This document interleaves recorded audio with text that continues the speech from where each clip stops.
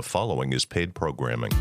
Welcome to Something More with Chris Boyd, certified financial planner practitioner and founder of Asset Management Resources, LLC, a registered investment advisor firm. We call it Something More because we like to talk not only about those important dollar and cents issues, but also the quality of life issues that make the money matters matter. Here he is, your fulfillment facilitator, your partner in prosperity, advising clients across the country, your host, J. Christopher Boyd. Welcome back to Something More with Chris Boyd. I'm Chris Boyd, certified financial planner practitioner, and here with Jeff Perry as my co-host again. And we are happy to have a returning guest. We have Barbara Cotton from the Southeastern Massachusetts Red Cross chapter. Thanks for being here. Thanks for having me. Did I get that right? I always want to say Cape Cod Islands. Chapter, you got it. Yeah. Hi, Jeff. Nice to see you. Nice to see you, Barbara. Thanks for joining us again. Thanks for having me. So this time of year, always an important time of year for nonprofits. A lot of their important giving happens at this time of year. We like to remember a couple of important nonprofits in our area. The Red Cross is certainly among them. You know, this is a season when we have a lot more fires. We have, people are using their heaters, Christmas trees, all this kind of stuff. And the Red Cross is always there in cases of emergency. So let's talk about the value and contribution that the Red Cross brings to our community and how we can support. Yeah, absolutely. Thank you. I am so incredibly proud of the work that we do, not just here in our Southeastern Mass chapter and certainly not just in Massachusetts, but, nationwide. And of course, we have been in the news regularly. We're busy 365. There are no days off for us. Lots of needs across the country, for sure. Yeah, definitely. Hawaii, and it's been a great opportunity for me to educate people about some of the things that they already know and expand that knowledge, but also to talk about some of the things that they don't know that the Red Cross is involved in. Well, share some of those with us, with our audience. Yeah, absolutely. So, we have 5 lines of service that we're focused on, and biomed, I think, is probably the one that people kind of assimilate the blood drives with Red Cross. Absolutely. Yeah. So, having entered the how are supplies in our area? I was just going to say, we're still experiencing a shortage, and that's never a great place for us to be. Right. Really encouraging people to remember that, especially during this time of the year, giving doesn't just have to be monetary. It can be, considering giving your time and certainly donating blood. And one unit helps as many as 3 people. Now, you didn't call it a blood, you called it biomed. So does that encompass things beyond the blood? So biomedical services is what we refer to it kind of in-house, but it would refer to any of our fixed sites that we have. And we did open a new blood site location in Kingston where we actually can collect platelets. So platelets are necessary for those who are being treated for cancer. So very necessary treatment for people.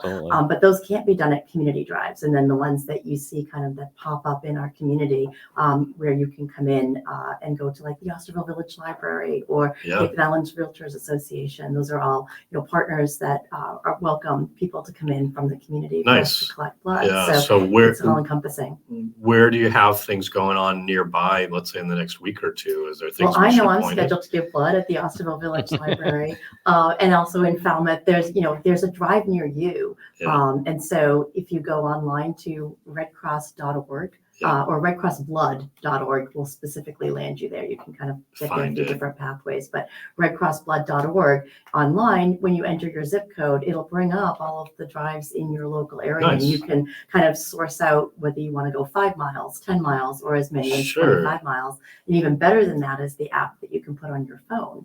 And what I love about that app is that, again, it works very much the same way when you put in your zip code, but it also kind of communicates with you about your blood. So every time you donate, there's a little history of the last donation you made. When you qualify again, the app will help you to find your next available donation, which is 56 days out. And what I love, the most rewarding part of it is once your blood is delivered to a hospital, it tells you where it goes. So not necessarily the name of the person who receives it, but I know mine has gone to Worcester. I know it's gone to a VA center. I've known it's gone to a maternity ward. Yeah, it's really exciting. Makes them that much more meaningful. Yeah. It absolutely is. And I think people really, it resonates for people to know, I know I helped somebody by donating blood, but it makes it, again, a little bit more personal to know who you've helped Yeah, that's great. So you said there were 5 areas, and that Yeah. was one of them. So that's one of them. And again, always in need of people to donate. And a volunteer opportunity around biomedical services is somebody we call a blood donor ambassador. It's a wonderful social opportunity to not only just greet people coming in and register them, but to find out, why they give. And to support that What's donation and to driving their thank them interest, for their life-saving blood. The other area that we're very well known for is training services. So, we've always been busy. Sure. I believe that the statistic shows that nationally, 1 out of every 7 people feel that they are not prepared to help in an emergency situation. And this is for what? We're thinking CPR type of services? CPR or what other could types be of the ways? Heimlich. We've actually provided training like Narcan training, again, Oh, yeah. necessary. Yeah. Stop the bleed. Right. Again, for unfortunately mass casualty shootings, Yeah, somebody who's bleeding exactly. and needs immediate attention to be that mitigator until emergency help can arrive. Mhm. Or the Heimlich. And again, some people just, many people are not comfortable because they're not exactly sure how to perform these life-saving acts. Yeah. And it can be intimidating. So really and truly getting out there. In fact, the Mashpee youth group has a Red Cross club. Oh, And nice. they actually demonstrate how to perform hands-only CPR, which again is a little bit more accessible than a full-on training. Yeah. And it doesn't require the mouth-to-mouth breathing, but would allow for somebody in an emergency situation to offer some kind of assistance That's that terrific. would extend that. Barbara, am I correct that some of this training is even available online now? It absolutely is. And those apps, just like the blood donation app that I spoke of, there are apps that will kind of help you to walk you through those scenarios. So definitely there's No excuses not to do something. Get some training. Absolutely. Even if the only thing you do Right. is, stop and take a quick assessment of that person, send someone to call 911 and grab an AED. Yeah. Every minute counts. Right. Great points. Yeah, so it's fantastic to see some of the work that's going on in that space in training services. And the other place that we were also very well renowned is disaster cycle services, and that's Yeah. our disaster response. I have to say unit. that's what I think of when I think of Red Cross is, or if there's a blizzard in our case, maybe in this time of year, or, some event that's coming up. There's those kind of things, but there's also the fires and, Yeah, and thank you for mentioning that, because I think, visually, and again, Red Cross is present across the country. And so what people really see or identify with the Red Cross is in terms of our national response, right? So, John and my son Christian Right. deployed to Maui right after the wildfires. And so there's Yeah. a lot of attention on some of these national disasters, these incredible, disasters, Vermont floods, right? Right. We're even present at mass casualty events. So we were up in Maine working in the disaster mental health arena. So people see those red vests and they are secure in knowing that the Red Cross is there. But I think sometimes what people forget is that locally, there could be as many as 2 to 3 fires a day to which the Red Cross is responding locally. So people who lose their homes, they're looking for the Red Cross to come in to help support them through sheltering and also some financial assistance. It's really hard to imagine, and you of course know people who have gone through this, but the idea that all your clothes, your worldly possessions may have been lost to you, or at least inaccessible to you in the midst of having a home fire. Mm-hmm. And what do I do? Where do I go? Not everyone has a relative nearby, right? So, and it can be an issue where people just don't have the financial resources. Sure. Like, what now? So that's really an amazing gift that the Red Cross is there to make a difference and to help those people. Here's a toothbrush. Here's a room for the night, things like that. Yeah, absolutely. The Red Cross is present in every community. So the offering it's non-discriminatory. Anyone who has a home fire and is displaced is eligible for our services, and we provide those. And we've had clients who are in a position financially to refuse the financial part of that. But what times I think people often forget, and you alluded to, is that the emotional support. If you've never been through this before, you've just seen everything that you own or you've worked really hard for to be destroyed. We've had a house fire just recently where even the Christmas gifts for the grandchildren are gone. And there's that distress around, like, what will we do for providing for the holidays, right? They may have lost a pet. They've lost their medication. They didn't have time to grab that wallet or the things that might have been in a safe or those important documents like a birth certificate. So having somebody to really work with you, to counsel you through, like, you know what, I'm here for you. And I'm going to hold your hand through this process of recovery. And let's take care of your immediate needs. What do you need right now in this moment? And chances are it's going to be a blanket in this time of the year for the weather. It's going to be some clothing, and it's going to be an immediate place to stay. And so the Red Cross probably takes care of all of those things. I have to say, in our town transfer station, there's all these bins of offerings for where people can put their, clothing or whatever. Always go to the Red Cross with that, because it's like you can just picture the circumstance where it could be useful in some fashion, you know what I mean, for people who might be in a position. Maybe you don't even use it that way. Maybe you use it to turn it in to get other types of clothing or something. I don't know, but I figure it's and the beauty is that we don't work alone either, Chris. So so much of what we do relies on coordinating with our community partners. So the financial assistance that's offered immediately, it's discretionary. So if you have, and you're very fortunate to have somebody, a really great neighbor, a family member with whom you can stay, then you can really start to think about, where do I need to allocate these resources? If the car was damaged in that fire, are they going to have a way to get to work, right? Are there going to now lose your be job as new well. bills incurred that you didn't expect, right? So and I'm sure, allocating a lot of times resources. insurance will be a resource, but it takes time. If you have insurance, if you have and that's the other thing. So, we are supportive of all communities. And as you know, there are going to be communities that are more resilient than others. And so for those that are struggling with the economy, with the cost of things, and they're stretched, many people don't have as much as $300 in their bank account for an emergency. So this is the last thing that they could. Which, of course, we'd be encouraging people to improve upon that as part of what we talk about. Does it feel like that segue? Yeah. But it's very true, just that there's such a cross section of people's wealth and needs, and emergencies like this do not discriminate, right? They don't. And so, you can find people who will be just financially just upended and devastated in something like this, whereas other people may have had the resources to have the right coverages and insurances and so forth, or may have other resources. They may, in our area, people may have another home they could go to, as an example. You know what I mean? But there's certainly the people that don't. This is their home. Their only home. That and their ability to recover is really where we sit, and that whole resiliency. So following a fire, making sure that they have the resources that they need. God forbid you had a fire tomorrow. Would you know where the local food pantry is, as if you've never utilized it? But I would encourage you to do that and not spend your financial resources on things that are already available.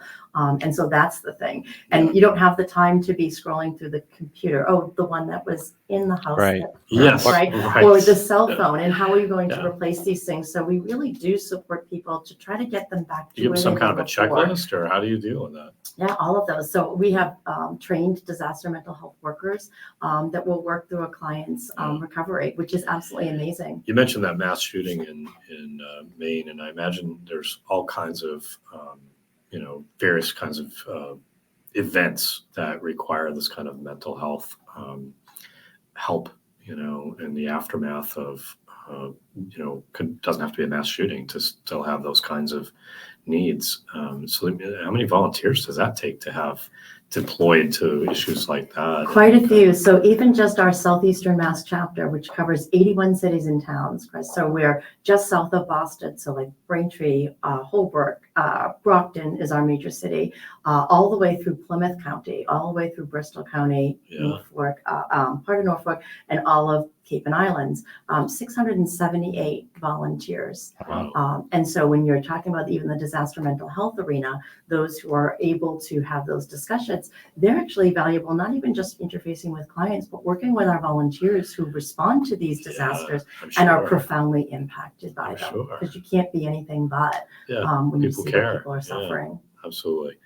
Well, so I think we went through a few of the 5. What were the remaining? Yeah, absolutely. Not to forget our services to the armed forces. And so we provide resiliency programming for our active serving veterans as well as our retired military. Okay, so we covered them all. So we kind of covered them in that space. And then, yeah. So there's so many important things that the Red Cross is doing and in our community, in our midst. So how can people support the Red Cross, our chapter, our local experience? Resources, obviously money, time. Talk a little bit about just the ways people can contribute and have an impact. I'm sure you're always looking for people to be trained and volunteer in a variety of ways, as well as, financially. Yeah, time, talent, and treasure. And, you alluded a little bit to it with the disasters as we were talking about the local home fires, but, you don't have to deploy nationally like John and Christian did over to Hawaii. And that was a 3-week deployment. So you really have to be available. And that's pretty nice. I know John works for Rockland Trust for them to be contributing their employees' time in that way as well is, it's a gift too. It really is a gift. And we're so fortunate that we have volunteers. Not all of them are retired, right? Yeah. Right. Your son is in the military. Was he in a time? Like, how did he have the opportunity? So he was not scheduled for his next training. So now he's down in Quantico. He's in Virginia, training as an officer, impressively so. So he had the summer off, and he knew there was a small window in which he could do that. Generous. And when he offered his time and got called to go, John jumped on that opportunity to say, this would be amazing, not just to deploy, but to deploy with my son. Yeah. And I don't know if you heard any of the stories either, but what a great Christian, experience for the both Christian's of them. a young man. Sure, a terrible time to be with all the tragedy that was and much needed. So he's only 24, and just an impressive young man. I know I can say that because he's mom, but he's one of my best volunteers. I'm not related, and I can say he's an impressive young man. He's a outstanding young example of his so generation. Much to offer. Marine, right? Yeah, and a Marines, right? So how could you say no to a double Marine, right? So they call them Mustang. So he went down to Parris Island, became a Marine, and decided he wanted to be an officer and became a Marine a second time. But just his skills, having the availability and the time, and then that commitment. And he's an incredibly compassionate young man. So when he arrived on the scene, John being the senior, right, and having experience, walked in, as a supervisor. But Christian was technologically savvy. How ironic is that? And found himself as John's supervisor like 3 days later. Oh, that's hilarious. That's awesome. Yeah, so there's power in that. And what I love about his experience, as he would tell you, and I wish he was here, is that he was really empowered to lead. And so it was about listening to the needs of the community. Yeah. What do you need? And also, as a volunteer, feeling empowered that you have the ability to really help make a difference. The community itself, incredibly resilient and hopeful. There were people who were families of 6 and came into that shelter having to say, we're now a family of 5. We didn't make it home in time for our child. We couldn't save them. And they'll be, recovering for quite a while in large congregate shelters. So they were handling, working with the HOA, the homeowners associations and the condo owners who were generously lending those rooms to be able to be used for sheltering. So you have families and trying to keep them together, knowing that one parent is over on one side and grandparents or other, relatives are on another side. How do you unify them and bring them together so that they can recover together? That's an important part of it psychologically in your recovery, is to be able to feel like the people that you love are surrounding you. So volunteering. So volunteering, very, very powerful. And again, you don't have to take 3 weeks to go across the country because there's the need here locally for shelters. So should there be a need on the Cape, for instance, there are 6 shelters. You can always just go. And volunteer your time. And what does that look like? So let's say, I live in Mashpee. and the nearest shelter would be Falmouth or Barnstable. So if I weren't impacted in Mashpee, and there's been cases where, different parts of the Cape are more profoundly impacted than others, and I was trained as a shelter worker, I could be able to do that. Because let's say that electricity that goes out, somebody's life-saving measures might require electricity. So they need to go to a shelter. People don't choose to go because they want to go, but because they have to go. Yeah. And there's medical like needs an oxygen sometimes. machine And or people who something have like pets, that. right? So, and sometimes just being removed from your home, just having a friendly face. Yeah, if you're isolated. So that's a very important way to be able to help in your own community for your own neighbors. Very powerful and impactful volunteer opportunity. And then, of course, there's training that can be, people need to maybe become trained to help teach how to have CPR or whatever it might be. So you could train to be a shelter worker online using the computer in about 4 to 6 videos. Okay. Short videos to be able to do that. And it doesn't mean that you're definitely going to get called. Last winter, we didn't end up opening any shelters, but we had a response to a campaign that we popped up. Mm-hmm. We were looking to train 100 people who would be willing to respond. So if people would be interested in that kind of volunteerism, how would they go about? Again, just share the website. They can, at redcross.org. And when you type in your zip code, it would bring you to our Southeastern Mass chapter. So you'd be able to be directed to serve in our area. Let's talk about some of the financial. So you said time, treasure, and talent. So let's talk about treasure for a minute or two. Absolutely. And one of the beautiful things about that is that when you go online to redcross.org, there's an opportunity to be able to give online. Certainly you can write a check and send it to our chapter house location in Hyannis on 286 South Street. But if you wanted to do that online, you can designate where you'd like those funds to go. We have something called WINM, which is where it's needed most, which really empowers us to look and say, this is what we really need to use this money for, knowing that the needs are so great all the time and always evolving. Or you could put it towards biomedical services if you really wanted to support what we're doing in blood drives. Disaster or whatever. Sometimes if there is an active open disaster fundraising opportunity like Maui, so that fundraising opportunity has closed. We've raised a significant amount of funding to be able to support that disaster. So if there's an open designation, people would be able to select that. Or you can pick for your very own local chapter, what we call Home Fire Campaign, which provides that financial assistance to those who may lose their home in a fire. We spoke about this on another segment, the idea that people can donate in various ways. It doesn't have to strictly be cash. And sometimes people are better served if they're 70 and a half, for example, or older. They can do a qualified charitable distribution, very good tax planning in that. Sometimes people have appreciated assets. They could gift that appreciated asset. The full amount is received by the nonprofit, but the individual avoids a capital gain tax in the process. There's a variety of tax smart ways to do things that can really make an impact and maybe be good planning at the same time. It's funny you would say that too, because there was an interesting opportunity that I had. There was an organization that reached out to me and said, Barbara, I would like to make a donation in honor of our clients. And people can do this in honor of their employees. You could certainly do it for a singular person, but that designated amount, there were 108 clients that they wanted to receive a card from the Red Cross saying a donation has been made in your honor. And so for $2,700, they made a donation of meaning and worth to them, to the American Red Cross, but honored their clients by doing that. So very creative and fun way to do that. So I really enjoyed working on that. Yeah, probably more impactful than, I don't know. A mug. A mug, yeah. Not that we don't love our mugs. Pen, I don't know, Exactly. For sure. Well, Barbara, thank you for making the time to be with us.